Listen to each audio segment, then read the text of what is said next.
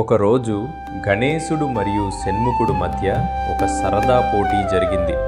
శివపార్వతులు వారితో ఇలా అన్నారు: మీలో ఎవరు ముందుగా ముల్లోకాలు తిరిగి వచ్చేస్తారో వారే విజేత.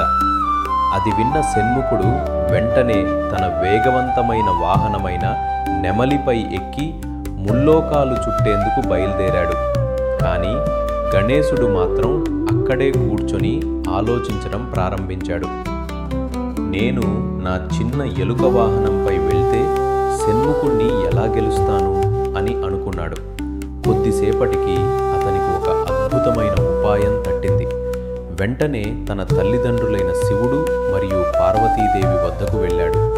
గణేశుడు భక్తితో వారి చుట్టూ 3 ప్రదక్షిణలు చేశాడు. అది చూసిన శివపార్వతులు ఆశ్చర్యపోయి అడిగారు: గణేశ, ముల్లోకాలు తిరగకుండా మా లోకాలు తిరగకుండా మా చుట్టూ ఎందుకు తిరిగావు?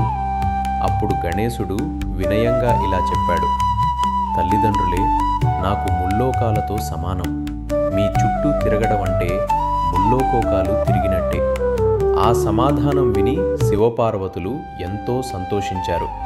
ఇంతలో షణ్ముఖుడు మొదటి లోకానికి చేరుకున్నాడు. కానీ అక్కడ ఆశ్చర్యంగా గణేశుడు కనిపించాడు.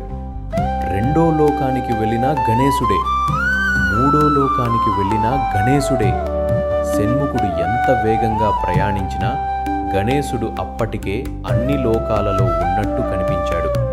చివరికి షణ్ముఖుడు తిరిగి వచ్చేసరికి గణేశుడు ఇప్పటికే విజేతగా నిలిచాడు.